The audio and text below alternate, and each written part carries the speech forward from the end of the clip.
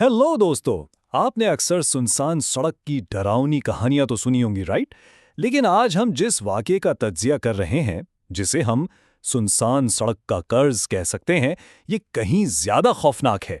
ये कोई आम कहानी नहीं है, बल्कि एक ऐसी गैर मामूली हकीकत है जो बताती है कि माजी का बोझ और पछतावा इंसान का पीछा कभी नहीं छोड़ता। तो चलिए सीधा इस मिस्ट्री में दाखिल होते हैं और समझते हैं कि आखिर उस रात हुआ क्या था। अब तसव्वुर कीजिए, रात के 2 बज रहे थे। अदील और उसका दोस्त उस्मान लाहौर से वापस आ रहे हैं। सड़क बिल्कुल सुनसान है। दूर दूर तक कोई गाड़ी नहीं, किसी परिंदे का निशान नहीं। चारों तरफ सिर्फ गुप अंधेरा और लंबी खाली सड़क। ऐसे वक्त में आमतौर पर इंसान पुरसुकून होता है, लेकिन सच कहूं तो दिमाग किसी भी अजीब आहट या चीज के लिए इंतहाई हसास भी हो जाता है। गाड़ी के डैशबोर्ड पर वक्त था ठीक 2:17। अब उस्मान, जो थोड़ा घबराया हुआ है, माहौल की उस अजीब सी खामोशी को तोड़ने के लिए हंसते हुए आदिल से कहता है, यार बिल्कुल किसी हॉरर मूवी जैसा सीन लग रहा। आदिल बस मुस्कुरा देता है, पर उन्हें बिल्कुल इस बात का अंदाजा नहीं था कि अगले ही लम्हे उनका ये हल्का फुल्का मजाक उनकी जिंदगी का सबसे बड़ा नाइटमेयर बनने वाला है। और बस फिर इंजन बंद और खौफ शुरू। एक नॉर्मल सा सफर लिटरली एक लम्हे में खौफनाक तजर्बे में बदल गया। गौर कीजिएगा, गाड़ी अचानक एक जोरदार झटका खाती है और वहीं रुक जाती है। अब यहां से चीजें बहुत अजीब होना शुरू होती हैं। देखें स्टेप बाय स्टेप हुआ क्या। पहला कदम, चलती हुई गाड़ी का इंजन अचानक मौत की नींद सो जाता है। दूसरा कदम, हेडलाइट्स अजीब तरीके से जलती और बुझती हैं, जैसे गाड़ी अपनी आखिरी सांस ले रही हो। और तीसरा कदम, मुकम्मल खामोशी, वो पिन ड्रॉप साइलेंस जो किसी बड़े खतरे से पहले होता है। अदील घबराकर बार बार चाबी घुमाता है, इग्निशन ऑन करने की कोशिश करता है, लेकिन कुछ नहीं होता। उस्मान सोचता है कि शायद कोई फॉल्ट है, तो वो गाड़ी से बाहर निकलता है। अब यहां तसव्वुर करें, एक तरफ तो वो खाली सड़क थी जो उन्हें सेफ लग रही थी, लेकिन सड़क के किनारे धुंध के बिल्कुल बीच में एक लंबा, बिल्कुल सीधा खड़ा शख्स सफेद कपड़ों में नजर आता है, जिसका चेहरा अंधेरे में छुपा हुआ है। बिल्कुल वैसा ही मंजर जैसा आप मजाक में हॉरर मूवीज के बारे में सोचते हैं। उस्मान की आवाज में उस वक्त जो खौफ था, उसका अंदाजा लगाना मुश्किल है। वो घबराकर फौरन छलांग मारता है गाड़ी के अंदर और चीखता है, अदील, वहां कोई खड़ा है। लेकिन जब अदील फौरन खिड़की से बाहर देखता है, वहां कोई नहीं होता। वो फिगर वहां से बिल्कुल गायब हो चुका था, जैसे वहां कोई था ही नहीं। पीछे मुड़ जाओ। यहां इंसानी नफ्सियात अपना काम करती है। दोनों दोस्त अपने डर को छुपाने के लिए थोड़ा हंसने की कोशिश करते हैं, खुद को तसल्ली देते हैं कि यार थकावट और धुंध की वजह से वहम हो गया होगा। लेकिन इनकी ये तसल्ली बस चंद सेकंड्स ही चलती है। क्यों? क्योंकि डैशबोर्ड पे लगा हुआ डेड रेडियो अचानक अपने आप चल पड़ता है। उस बंद रेडियो से एक इंतहाई सर्द, रुकी हुई आवाज आती है, मुड़ जाओ। और रेडियो फिर से बंद। दोनों एक दूसरे की तरफ ऐसी हालत में देखते हैं जैसे उनका खून जम गया हो।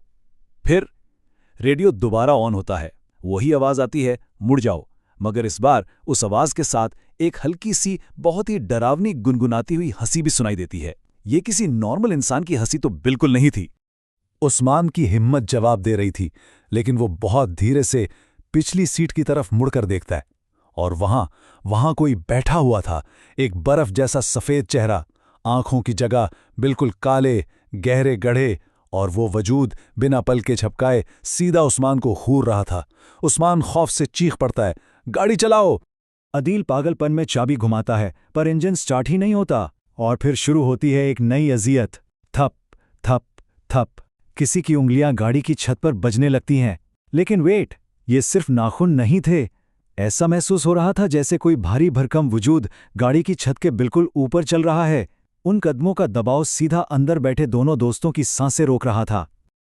और खौफ का ये लेवल काफी नहीं था कि अदील किसी तरह हिम्मत करके सामने विंडशील्ड की तरफ ऊपर देखता है, तो शीशे के उस पार कोई चीज उल्टी लटकी हुई थी। उसका चेहरा शीशे के बिल्कुल पास दब रहा था, आंखें और चेहरा उल्टा, और होंठों पर एक ऐसी गैरतबी मुस्कुराहट थी जो किसी जिंदा इंसान के चेहरे पर हो ही नहीं सकती। वो उन्हें अंदर देख रहा था। अब सामने एक और झटका मिलता है। गाड़ी की हेडलाइट्स अचानक अपने आप फुली ऑन हो जाती हैं। कुछ देर पहले जो सड़क बिल्कुल खाली और सुनसान थी, अब उस हेडलाइट्स की बीम में सड़क के बिल्कुल बीच में दर्जनों लोग खड़े नजर आते हैं। सबके सब सफेद कपड़ों में मलबूस, सबके सर नीचे झुके हुए, और फिर एक ही वक्त में वो सब मिलकर अपने सर उठाते हैं। उन सब की आंखें बिल्कुल काली और खोखली थीं। और यहां खुलता है माजी का राज। रेडियो एक बार फिर बोल पड़ता है, तुम लेट आ गए। उस्मान का डर अब आंसुओं में बदल जाता है। वो रोते रोते चीखता है, हमने क्या किया है? और तब इस सवाल के जवाब में पिछली सीट पर बैठा वही खौफनाक वजूद चीख कर बोल पड़ता है, तुमने मुझे रास्ते में अकेला छोड़ दिया था। ये अल्फाज सिर्फ एक डरावनी आवाज नहीं थे, ये एक बहुत बड़ा इल्जाम था। एक ऐसा इल्जाम जिसने अदील और उस्मान की रूह कांपने पर मजबूर कर दी। दोनों अपनी जगह जम गए, क्योंकि उन्हें वो भूली हुई रात याद आ गई जिसे वो हमेशा के लिए दफन कर चुके थे। ये इल्जाम बता रहा था कि आप खुद से और अपने किए से कभी भाग नहीं सकते। 3 ये सिर्फ एक नंबर नहीं है, ये पूरे 3 साल का अरसा है। 3 साल पहले ठीक इसी जगह, इसी ही सड़क पर उनका तीसरा दोस्त हारिस एक इंतहाई शदीद एक्सीडेंट का शिकार हुआ था। ये वो रात थी जिसने आज के इस खौफनाक मंजर को तैयार किया था। अगर हम करियां मिलाएं तो टाइमलाइन कुछ ऐसी बनती है। पॉइंट नंबर 1, 3 साल पहले उस बुरे एक्सीडेंट के बाद अदील और उस्मान ने हारिस को बचाने के बजाय डर में उसे तड़पता हुआ वहीं सड़क पर अकेला छोड़ दिया और भाग गए। पॉइंट 2, आज ठीक रात 2:17 पर उसी जगह इनकी गाड़ी रुक जाती है। और पॉइंट 3, मुलाकात, जब हारिस की बेचैन रूह अपना कर्ज वसूल करने आती है। वक्त का पहिया बिल्कुल वहीं वापस घूमकर आ गया था। सुबह की ताबीर, टेंशन अपनी पीक पर थी और अगले ही लम्हे अचानक सब कुछ बदल जाता है।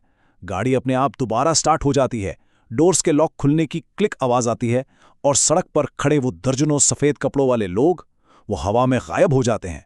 सड़क एक बार फिर बिल्कुल खाली, सिर्फ घुप अंधेरा और स्टार्ट गाड़ी रह जाती है। लेकिन दोस्तों, कहानी यहां लापता होने पर खत्म नहीं होती। जब अगले दिन रोशनी फैलती है तो पुलिस वहां पहुंचती है। उन्हें सड़क के किनारे यही गाड़ी पार्क मिलती है, बिल्कुल खाली। ना अदील का कुछ पता है और ना ही उस्मान का। जैसे जमीन उन्हें खा गई हो या आसमान निगल गया हो, वो बिल्कुल गायब थे। और जाते जाते जब पुलिस गाड़ी चेक करती है तो उन्हें डैशबोर्ड की मिट्टी पर किसी की उंगली से लिखा हुआ एक आखिरी पैगाम मिलता है, अब तुम अकेले नहीं हो। ये पैगाम इस बात की गवाही था कि रात का वो वाकया कोई वहम नहीं था। हारिस अपना इंतकाम ले चुका था और उन दोनों दोस्तों को उस अंधेरे का हिस्सा बना चुका था जहां उन्होंने कभी उसे अकेला छोड़ा था। नाजरीन, इन तमाम बातों और एविडेंस को देखने के बाद एक बहुत ही गहरा सवाल बनता है और मैं चाहता हूं आप इस पर ज़रूर सोचें। अगर कभी रात के गुप अंधेरे में किसी ऐसी ही सुनसान सड़क पर आपकी गाड़ी अचानक बंद हो जाए, तो क्या आप वाकई गाड़ी का दरवाज़ा खोलकर बाहर निकलने की हिम्मत करेंगे? सोचिएगा ज़रूर। आज की इस दिलचस्प पेशकश में हमारे साथ शामिल होने का बहुत शुक्रिया। उम्मीद है आपको इस दास्तान के पीछे की हकीकत समझ आ गई होगी। अगले एक्सप्लेनर तक के लिए अपना बहुत ख्याल रखिए।